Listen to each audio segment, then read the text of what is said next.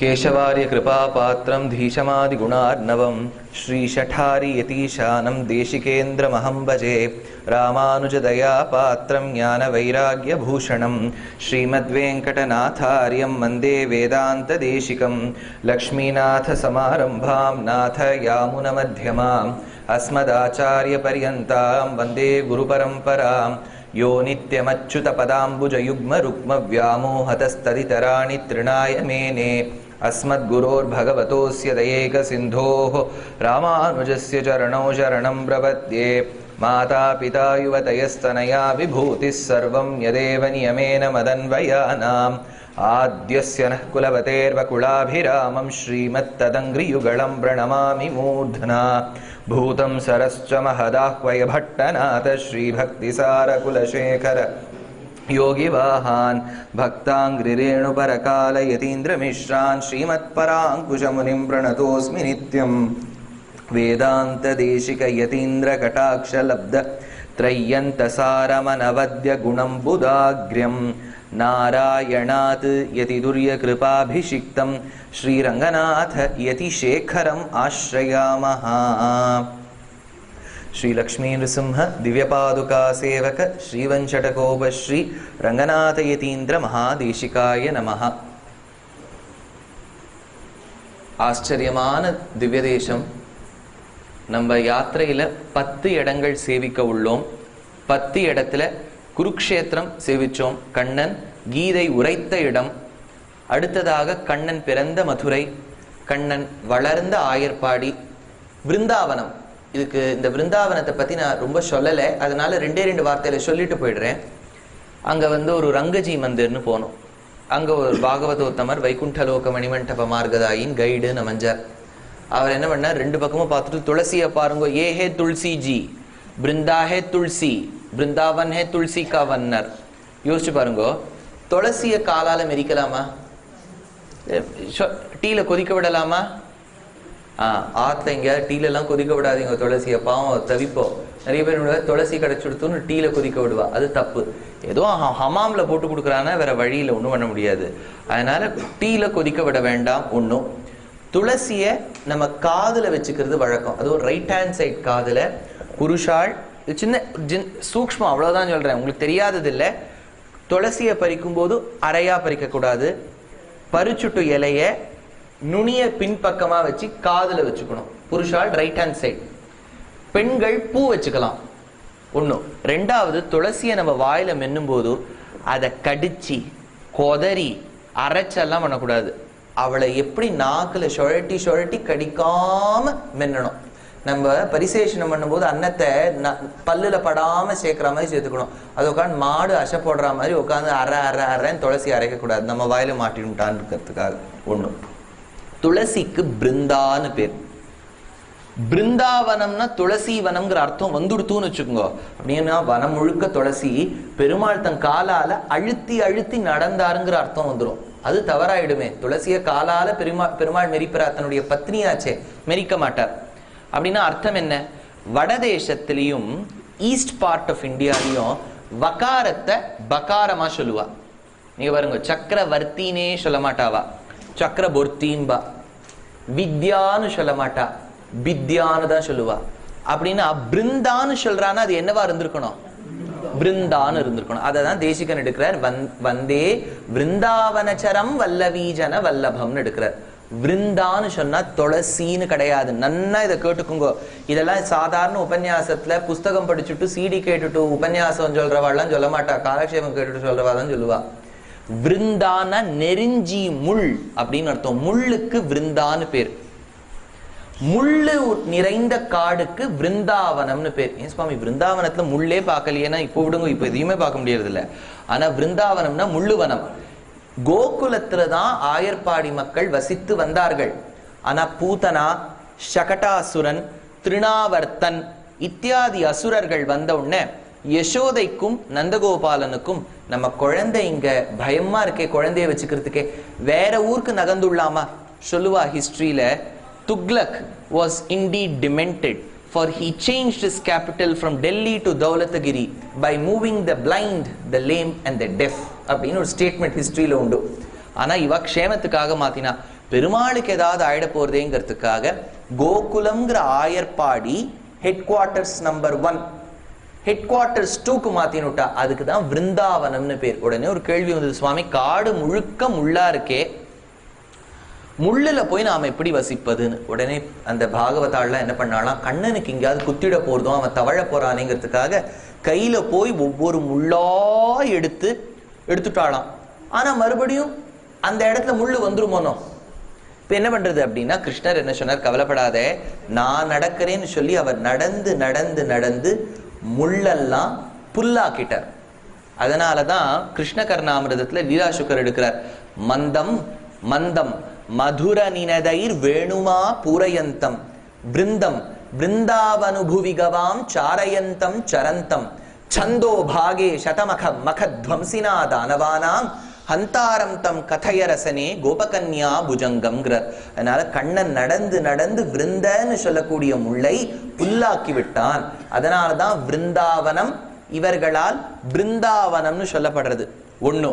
அதனாலதான் முள்ள புல்லாக்கினதுனாலதான் ஊத்துக்காடு வெங்கட கவி பாடுறார், புல்லாய் பிறவி தரவேண்டும் கண்ணா புனிதமான பல கோடி பிறவி தந்தாலும் விருந்தாவனம் இதில் ஒரு புல்லாய். அதையேதான் குலசேகர ஆழ்வார் திருமலை மேல் ஏதேனும் ஆவேனே. திருப்பதி ஏன்னா விருந்தாவனம் குலசேகர ஆழ்வாருக்கு அவர் ஸ்ரீரங்கமே வருது கஷ்டப்பட்டார். அதனால திருப்பதி ரொம்ப தூரம், விருந்தாவனம் கேட்கவே வேண்டாம், திருப்பதியில நான் ஏதாவது ஆறேன்னு சொன்னார். அப்பேற்பட்ட விருந்தாவனத்தை சேவிச்சோம். கண்ணன் விருந்தாவனத்தில் வசித்த போது மாடு கண்ணுக்குட்டியெல்லாம் அழைச்சிட்டு போய் புல் கொடுக்கணுமோனோ, அந்த புல்லை கொடுத்த மலைக்கு கோவர்தனம். கோனா பசுவின் கூட்டம், வர்தனம்னா வளர்த்தி விடுவது, க்ஷேமமா இருக்கு. எந்த மலை கோ இனத்துக்கு க்ஷேமத்தை கொடுத்ததோ கோவர்தனம். அப்பேற்பட்ட கோவர்தனத்தை சேவிச்சோம். அது விதேசம் கிடையாது, அபிமான ஸ்தலம். 108 அது கணக்கு வராது, ஆனா முக்கியமான ஸ்தலம். அதனால குருக்ஷேத்திரம், மதுரா முதல் ஹெட் குவார்டர்ஸ் கோகுலம், 2வது ஹெட் குவார்டர்ஸ் விருந்தாவனம், 5வது முக்கியமான ஸ்தலம் கோவர்தனத்தை சேவிச்சுட்டோம், விருந்தாவனத்தை சேவிச்சுட்டோம். 5 எடுத்தா 6வதா இங்க வந்திருக்கோம். ஆனா திவ்யதேச கணக்குல இது 3வது. ஏன்னா மதுரா கோகுலம் தான். 3வது நைமிஷாரண்யம். நம்ம சேவிக்க வேண்டிய 10ல 6வது நைமிஷாரண்யம். 108 முக்கியமான ஒண்ணு வடநாட்டு திவ்யதேசம். இங்க திருமங்கை ஆழ்வார் நைமிஷாரண்யத்துள் எந்தாய் எந்தாய் எனக்குள் உறைபவனே, எந்தாய் நைமிஷாரண்யத்தில் இருப்பவனே. ஆரண்யம்னு சொன்னாலே காடுன்னு அர்த்தம். இதுக்கு பல்வேறு ஸ்தல புராண அர்த்தங்கள் சொல்றா. ஏதோ ஒரு அசுரனை பகவான் தன் சக்கராயுதத்தால் கொன்று முடித்தாராம். சுதர்சன சக்கரம்னு எடுத்துட்டேன்னா வெள்ள சர்க்கம்ஃபரன்ஸ் இருக்கும், உள்ள ஸ்போக்ஸ் இருக்கும், ஆக்சல் இருக்கும். ஆக்சலுக்கு நடுவுல பெருமாள் இருப்பார், வெளியில ஜுவாலை இருக்கும். நீங்க நல்லா சேவிச்சு பாருங்க, வெளியில ஜுவாலை இருக்கும், அதுக்கு அடுத்தது நேமி இருக்கும், அதுக்கு அடுத்தது அரங்கள் இருக்கும், அடுத்ததுக்கு ஆன உடனே அக்ஷம் இருக்கும், புருஷன் இருப்பார். இதுதான் சக்கராயுதத்தின் அமைப்பு. நேமி, நேமியோடு பொருந்திய சக்கரத்தால் அசுரனை கொன்றபடியால், நேமியின் கொன்றபடியால் நைமி சாரண்யம் அப்படின்னு ஆயிடுத்து. 1. 2வது, ஒரு நிமிடம் இருந்தாலும் போதும் இவ்விடத்தில் மோட்சம் கிட்டக்கூடிய வாய்ப்பு இருக்கும். பயந்துராதீங்க. பல பேர் நினைப்பேள், ஐயோ மோட்சம் கிடைச்சிருமா, அவ்வளவு சுலபமா நம்ம பாவத்துக்கு மோட்சம் கிடைக்குமா? கிடைக்காது. அதனால நைமிஷாரண்யம். ஆனா இந்த இடத்துல இருந்தா நல்ல புத்தி கிடைக்கும். புத்தின்னு சொன்னா இன்னைக்காவது ஒரு நாள் சரணாகதி செய்வதற்கான ஞானம் கிட்டும். நைமிஷாரண்யம். 3வது, ஸ்ரீ அகோபில மடத்துல 41ஆம் பட்டம் அழகிசிங்கர் காரகுறிச்சி அழகிசிங்கர், 42 இஞ்சிமோட்டு அழகிசிங்கர், 43ஆம் பட்டம் அடியேனுடைய ஆச்சாரியன் சாரநாதாச்சாரியார், இப்ப ஸ்ரீகாரியமா இருக்கார் பத்மநாபாச்சாரியார். அவருடைய பெரியப்பா, பூர்வாசிரமத்து பெரியப்பாவா இருந்தவர் தேவனார் வளாகம் அழகிசிங்கர். அந்த தேவனார் வளாகம் அழகிசிங்கருக்கு பட்டப்பெயர் வீரராகவ யதீந்திர மகாதேசிகன். அவர் எனக்கு 5 ஆச்சாரியர்கள்ல 2 ஆச்சாரியனுக்கு சம்பந்தமுடையவர். ஒரு ஆச்சாரியன் சாரநாதாச்சாரியாருக்கு பூர்வாசிரமத்து பெரியப்பா, இன்னொரு ஆச்சாரியன் கருணாகராச்சாரியாருடைய சொந்த மாமா. அதனால 2 ஆச்சாரியனுக்கு சம்பந்தம். ஏன் இன்னொரு ஆச்சாரியன் சௌமிநாராயணாச்சாருக்கும் அவருக்கு உறவு உண்டு. அதனால அப்பேற்பட்ட ஆச்சாரியன் இங்கு விருந்தாவனம் ஏற்பட்டுள்ளது. இங்கதான் திருப்பள்ளி படுத்திருக்கா. அதனால அப்பேற்பட்ட ஆச்சரியமான இடம் தேவனார் வளாகம் அழகிசிங்கரின் பிருந்தாவனம் ஆச்சு. இப்போ நம்ம பார்க்க வேண்டியது சுருக்கமா, இன்னைக்கு அவர் டே வாஸ் வெரி ரிலாக்ஸ்ட். ரொம்ப ரிலாக்ஸ்டா இன்னைக்கு வந்திருக்கும். இல்லையா? நாளைக்கு தான் கொஞ்சம் லாங் டேவா இருக்கும். இன்னி மாதிரி ரிலாக்ஸ்டா இருக்காது. நாளைக்கு எப்படின்னா கார்த்தால சட்டுன்னு எழுந்து சரையு நதியில பல பேர் கேட்பா, கார்த்தால குளிக்கணுமா வேண்டாமா? குளிப்பது குளிக்காதது உங்க இஷ்டம். குளிக்கிறதுன்னு சொல்றது என்ன? சரையு நதியில குளிக்கிறது குளிக்காதது நீங்க மாதிரி சாதாரணமா பொதுவா குளிக்கிறதுன்னு வச்சுக்காதீங்க, அதெல்லாம் சொல்லலை. அதனால சரையு நதியில குளிக்கிறது குளிக்காதது உங்க இஷ்டம். புரோக்ஷணமும் பண்ணிக்கலாம், முழுக அவகாகன ஸ்நானமும் பண்ணலாம். ஒன்றும் ஏன்னா போற இடங்கள் ஒன்னொரு இடத்துலையும் தீர்த்தத்துல நம்மளால குளிக்க முடியறதில்ல. ஒரு வாய்ப்பு சரையு நதி உண்டு. அடுத்தது ராம ஜென்ம பூமியை சேவிக்க போறோம், அதுக்கு கொஞ்சம் நட உண்டு. அடுத்தது ராம் மஹால் போனா போவோம். இதனால இதெல்லாம் இருக்கு. இதை முடிச்சுட்டு நம்ம ஷார்ட்டுட்டு உடனே கிளம்பினால்தான் இலஹாபாத்னு சொல்லக்கூடிய அலகாபாத் ஊர்ல போய் திரிவேணி சங்கமத்துக்கு போக முடியும். திரிவேணி சங்கமத்துல அவனும் முக்கி போட்டுருவான், நீங்க வேண்டான்னு சொன்னாலும் முக்கி போட்டுருவான் உங்களை உள்ள. அதனால திரிவேணி சங்கமம் 5 மணிக்குள்ள மூடிடுவா. நம்ம சட்டுன்னு அழைக்காத்தால முடிச்சுட்டு ஓடினாதான் திரிவேணி சங்கமம் உண்டு. அது அவாவா கையில இருக்கு, சட்டுன்னு எப்படி கிளம்புறோங்கிறது. அதனால நாளைக்கு கொஞ்சம் லாங் டே, இன்னி மாதிரி ரிலாக்ஸ்டா இருக்கார். இன்னைக்கு பாருங்க ரொம்ப குறைவான நேரம் தான் இன்னைக்கு பஸ்ல டிராவல் பண்ணியிருக்கோம் இல்லையா? சிரிக்கிறாள், எல்லாம் கம்மி தானே, கம்மி டியூரேஷன் தான். அதனால நைமிஷாரண்யத்துக்கு வந்துட்டோம். சட்டுன்னு 2-3 திருநாமங்கள் மட்டும் இப்ப பார்த்துடலாம். ஏன்னா இதை முடிச்சுட்டு ஷார்ட் விட்டு நம்ம கிளம்பி போய் சேர்ந்து தூங்கில கீக்குள்ள எழுந்துருவோம். என்ன பண்றது, யாத்திரைன்னு வந்துட்டா நம்ம வீடுல படுத்துக்காம எல்லாம் படுத்துக்க முடியாது. கொஞ்சம் நம்ம கஷ்டத்தெல்லாம் பொறுத்துண்டால் தான் முடியும். ஏன்னா அடிக்கடி நைமிஷாரண்யமா அயோத்தியாவும் வர முடியுமா இல்லையான்னு தெரியல. வரலாம், வர முடியுமான்னு தெரியல. திருப்பதியோ உப்பிலியப்பன் கோலோ சட்டுன்னு போயிட்டு வந்துடலாம், ஆனா இது தெரியல. அதனால இந்த மாதிரி நாட்கள்ல எல்லாம் கொஞ்சம் அல்பஸ்ட் கொஞ்சம் தூக்கத்தை குறைச்சிக்கலாம். உத்தமூர் எங்க பிராச்சாரியன் உத்தமூர் சுவாமி படுத்த படுக்கையா இருந்த போது கூட 2 கையாலையும் எழுதிட்டு இருப்பான் படுத்துட்டே பாகவதத்தை. அதனால அவள்லாம் அப்படி கஷ்டப்பட்டிருக்கா. நன்னா இருக்கச்சு நம்மளால ஒரு 1 மணி நேரம் தூக்கத்தை குறைச்சிக்க முடியாதா? குறைச்சிக்கலாம், தப்பு ஒன்றும் ஆயிடாது. அதனால கொஞ்சம் குறைச்சுண்டாதான் நல்லது கிட்டும். அதனால 33வது திருநாமம், இந்த 32 வரைக்கும் சேவிச்சிருக்கோம். 33வது திருநாமம், அதுக்கு ஒரு சின்ன கதை சொல்றா.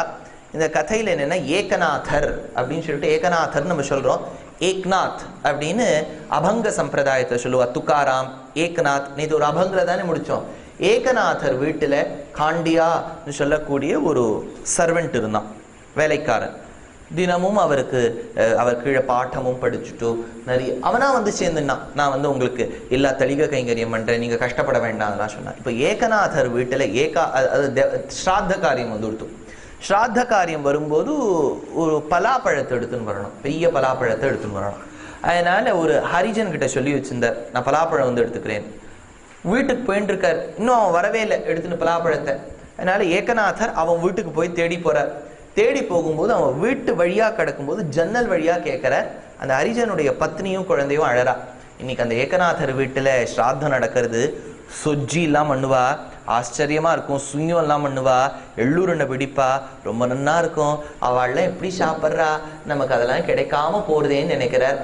அப்ப ஏகநாதர் உள்ள நினைச்சாராம், ஐயோ இவாள் பாவம் இவ்வளவு வருத்தப்படுறாளே. அதனால என்ன ஒண்ணுன்னா, ஸ்ராத்தத்துல பண்ணக்கூடிய வஸ்துக்களை முகர்ந்து பார்த்துட்டு நன்னா இருக்குன்னு சொன்னா அது பித்ருக்களுக்கு சமர்ப்பிக்க முடியாதுன்னு சாஸ்திரம். எப்படி சுவாமி இது பொரிக்கும் போது நல்ல வாசனை வருது, நீங்க முகரக்கூடாதுன்னு சொல்றீங்களே அப்படின்னு சொல்லியிருக்கு. நான் என்ன பண்றது சொல்லுங்க அப்படின்னு இருக்கு. அது எப்படி நீங்க பொறுத்துக்கிறீங்களோ அதெல்லாம் தெரியல, வாசனை இல்லாத மாதிரி பண்ணி வச்சிருங்க, அவ்வளவுதான் இல்லையா? அதனால அப்படிங்கிறா. அதனால ஏகநாதர் நினைச்சார் அவளுக்கே கொடுத்துடலாமேன்னு கொடுத்துட்டார்.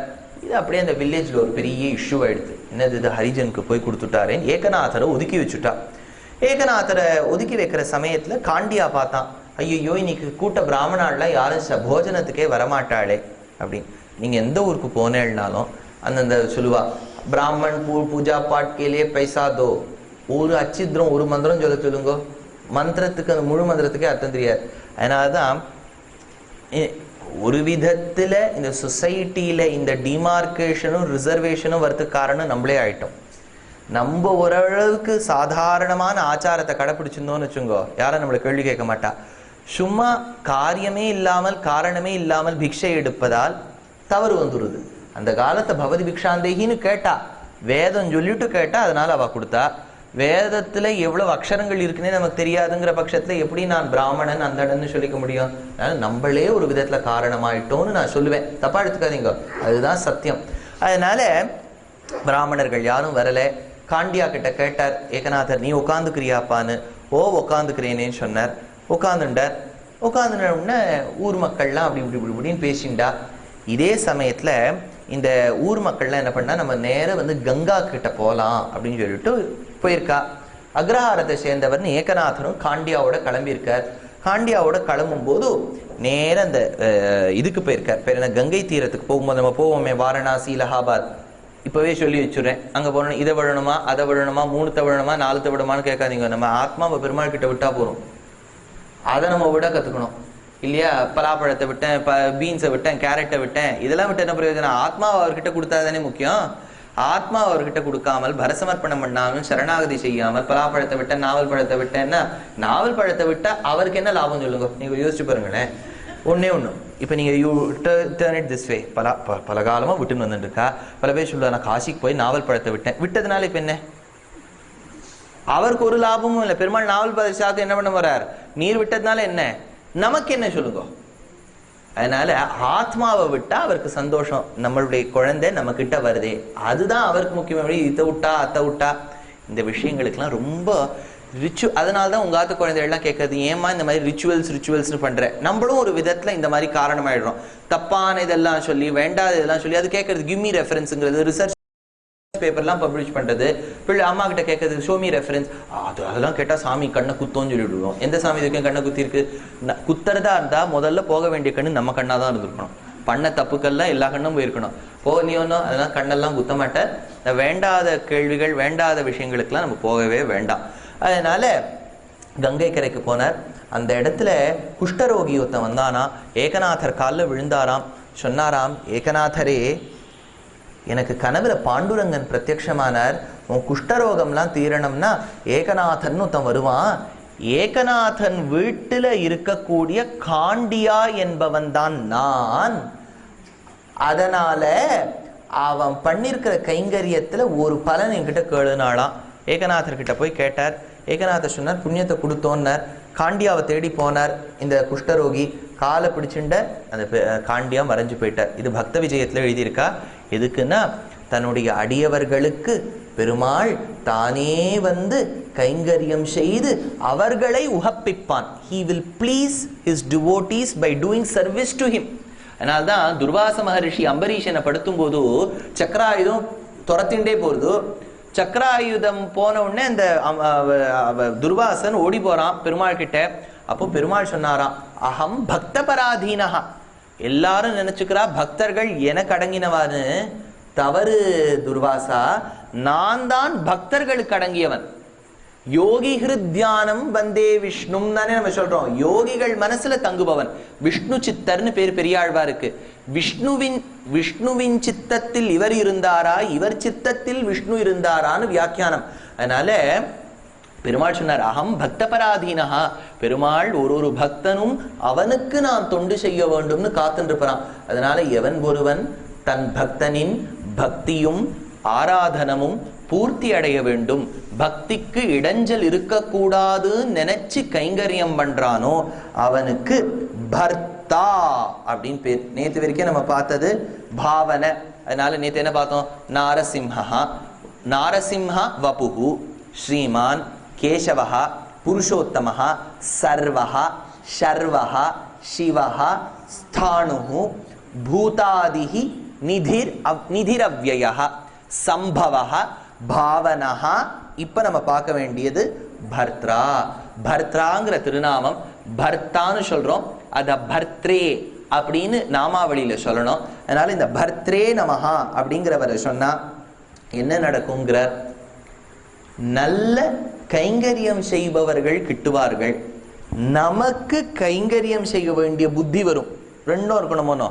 பல பேர் நினைப்பா, முதல் கேள்வி காத்தால் எழுந்தவொன்னு ஊருக்கு போனோன்னு என்ன கேட்பேள், இவ்வளோலாம் இங்கே திவ்ய தேசம் சாப்பாடு எல்லாரும் பார்த்துன்றா, வேலைக்கு வேலை தட்டு எடுத்துட்டா போஜனம் பகவத் பிரசாதம் கிடைச்சிடுது. வீட்டுக்கு போனால் நம்மளே உட்காந்து காய்கறியை வாங்கி திருத்தி கொதிக்க விட்டு அதெல்லாம் பண்ணணும். அடுத்த கேள்வி என்ன, உங்காத்துக்கு வேலைக்காரி வந்தாளா, இன்னும் எங்காத்துக்கு வரலை. அதனால அது ஒரு கேள்வியா இருக்கு. நமக்கு யாராவது கைங்கரியம் பண்ணணும்னு நினைக்கிறோம், நமக்கும் அந்த புத்தி வர வேண்டாமா? நமக்கும் ஒருத்தர் பண்ணி நாமும் ஒருத்தருக்கு செய்வோம். இந்த நாமாவளியை சொன்னால் பர்த்ரே நமஹ, பர்த்ரே நமஹ, பர்த்ரே நமஹ பர்த்ரே நமஹ பர்த்ரே நமஹ பர்த்ரே நமஹ. அடுத்த திருநாமம் சுருக்கமா பார்த்துடலாம். இந்த நாமத்துக்கு பிரபவஹாங்கிற திருநாமம். இந்த பிரபவஹாங்கிற திருநாமத்துக்கு ஒரு விஷயம் சொல்றா. திருக்குறுகூர்ல புளிய மரத்துக்கு கீழே பாருங்கோ, நம்ம வட இந்தியாவில் உத்தரப்பிரதேசத்துல மேல வந்திருக்கோம், கிட்டத்தட்ட மேல வந்துட்டோம் நைமிஷாரண்யத்துக்கு. இப்போ இந்த ஸ்தலத்திலே நம்ம நினைக்கிறது என்ன, கீழே திருநெல்வேலி பக்கத்துல திருக்குறுகூர் ஆழ்வார் திருநகரின்னு நினைக்கிறோம்.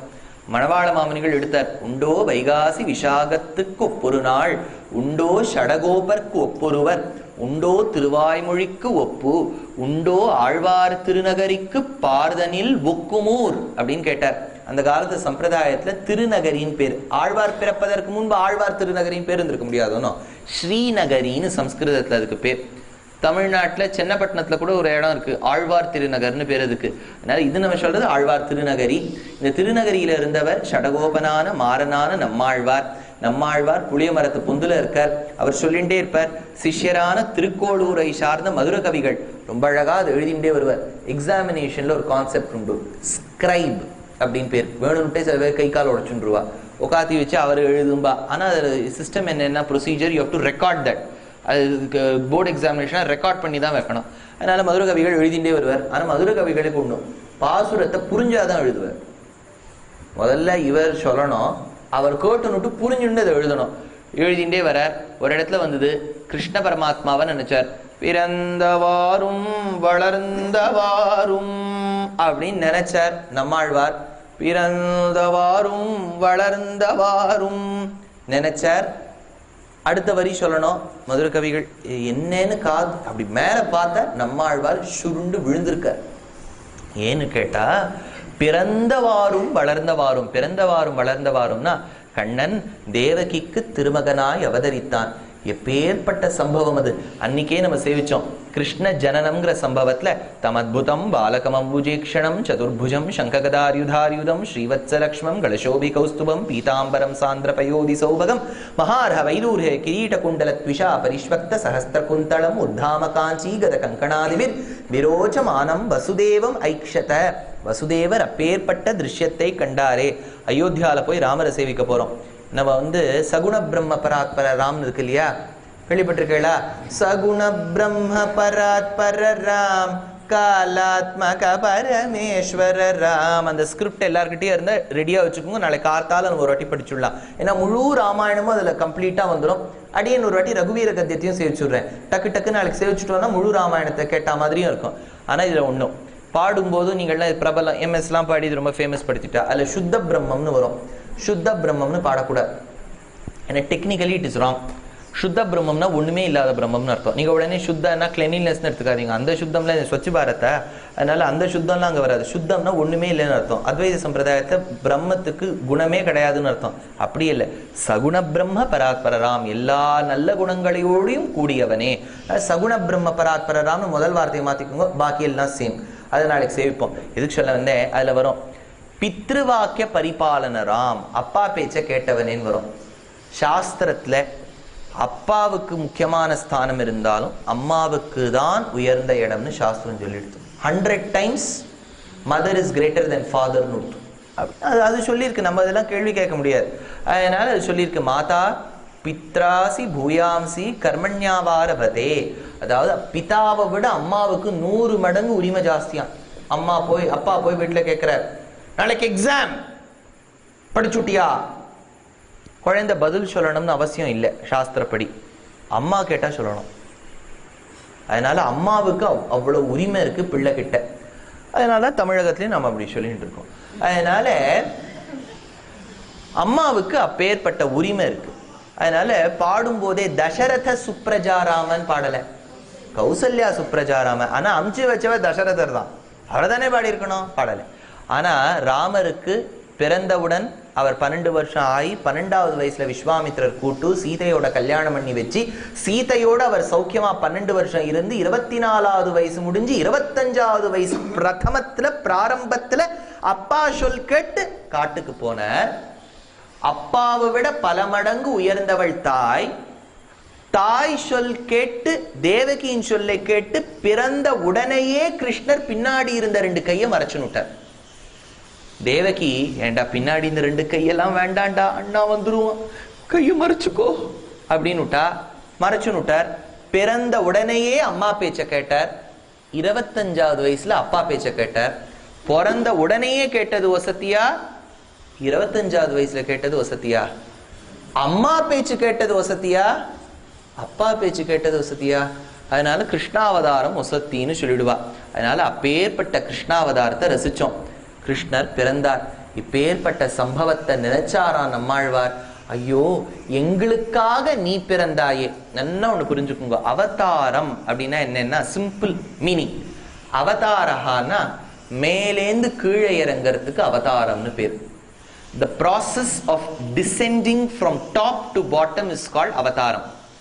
ரிவர்ஸ் ப்ராசஸ் இருக்கு இல்லையா, கெமிக்கல் ரியாக்ஷன்லயே ரிவர்சபிள்னு ஒன்று உண்டு. இப்படி போடலாம், இப்படி போட்டாலும் அது வந்துடும். அதனால ரிவர்சபிள் பாட்டம் டு டாப்னா அதுக்கு பவதாரம்னு பேர். அவதாரம் பவதாரம். அதனால்தான் யாராத்துக்காவது போய் குழந்தை கதவு மேலேந்து கீழே குதிச்சுதான் அப்பா சொல்வார், இதுதான் என்னுடைய அவதாரம்.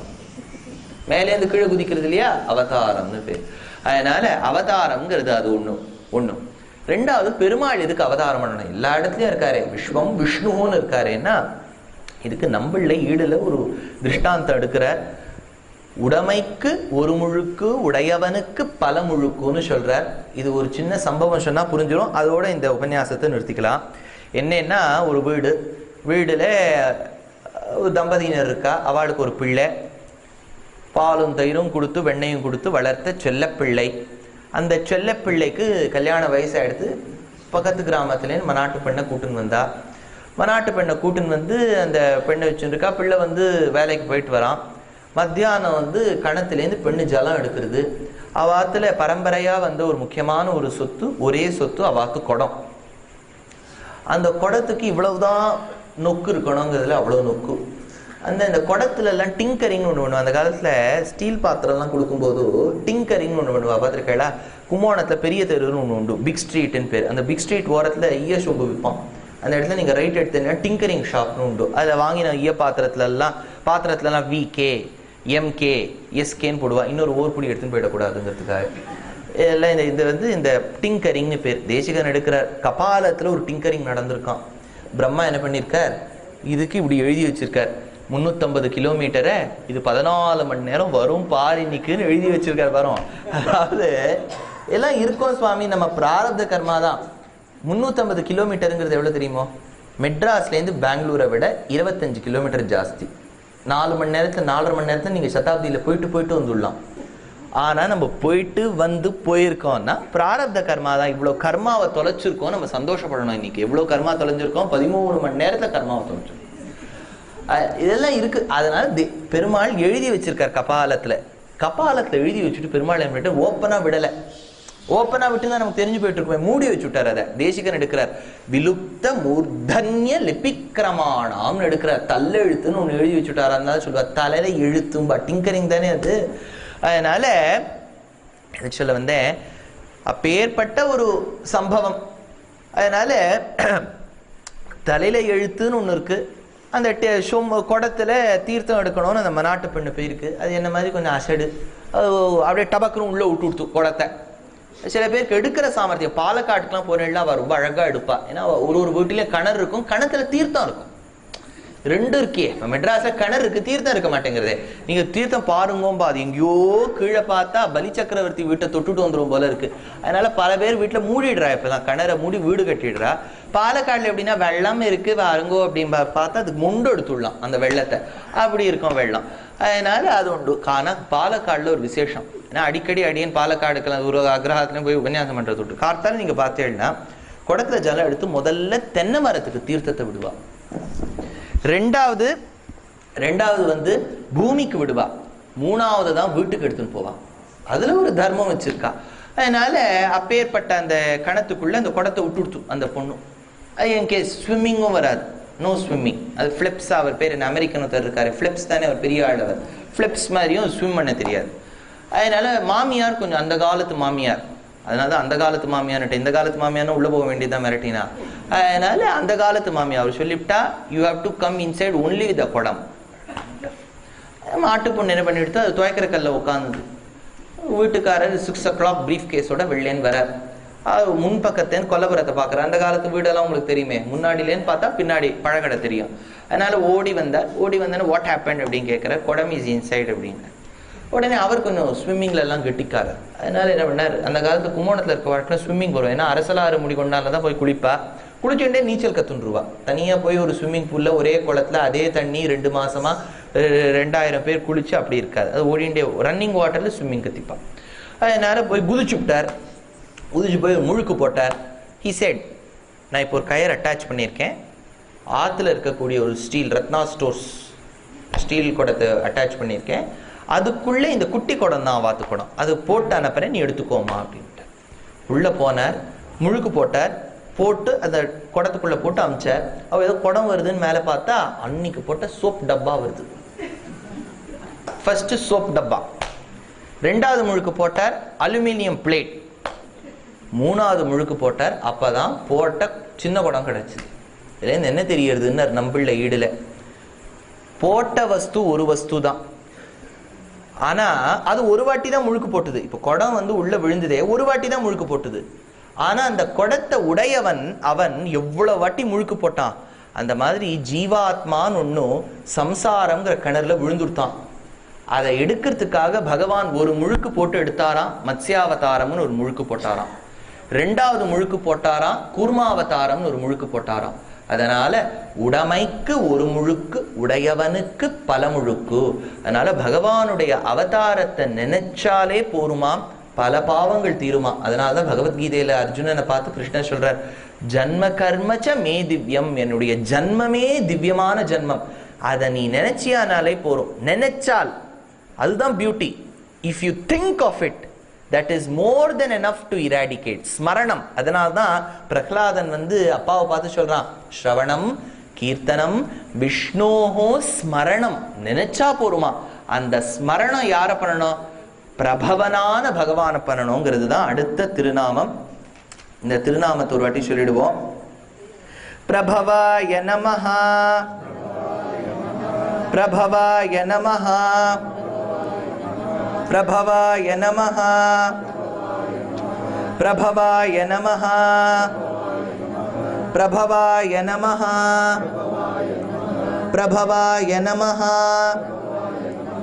அதனால ரொம்ப ஆச்சரியமான திருநாமம். இந்த நாமத்தை சொன்னால் நம்ம ஆத்துல வீட்டில் இருக்க வாளுக்கெல்லாம் க்ஷேமமான ஆரோக்கியம் இருக்கும், ஹெல்த். அதனால நீங்க நீங்க கால் வலின்னு யாருக்காச்சும் தொங்க போட்டா கால் வீங்கின்றது, போடலைனாலும் அப்படிதான் இருக்குன்னு சொல்றவாள்லாம் இருக்கவாள்லாம் இந்த நாமத்தை சொன்னேன்னா பாருங்க, இன்னைக்கு நீங்க அயோத்தியா ஹோட்டல் போய் சேரத்துக்குள்ள உங்க கால் சுக்கா காந்திருக்கும். சுக்கு, யூ கேன் டேக் இட். அதனால இந்த 2 நாமத்துக்கும் பட்டர் எழுதின வார்த்தையை ஒரு வாட்டி சொல்லிடுறேன். பர்த்தாங்கிற திருநாமத்துக்கு சொல்லியிருக்கார், தானு ஆத்மதானேன தத்ஷீலஹ புஷ்ணாதீதி பர்த்தா, தம்மை தருவதன் மூலம் அவர்களை போஷிப்பவர். இதுக்கு யார் கதையை சொன்னேன், ஏகநாதர் கதையை சொன்னேன், காண்டியாங்கிற கதையை சொன்னேன். அடுத்தது பிரபவஹாங்கிற திருநாமம் 34வது திருநாமம். அஸ்ய பவஹ பிரகிருஷ்ட இதி பிரபவஹ, மிகவும் சிறந்த பிறப்பு உடையவர். இது யார் பிறப்பை பார்த்தோம், கிருஷ்ணருடைய பிறப்பு. கிருஷ்ணருடைய நம்மாழ்வார் கிருஷ்ணர் பிறப்பை நினைச்சார். அதனால கிருஷ்ணாவதாரம் அப்பேற்பட்ட திவ்ய அவதாரத்தின் பிறப்பை பார்த்தோம். 34வது திருநாமம். கவிதார்க்கிக சிம்ஹாய கல்யாண குணசாலினே ஸ்ரீமதே வெங்கடேஷாய வேதாந்த குரவே நமஹ.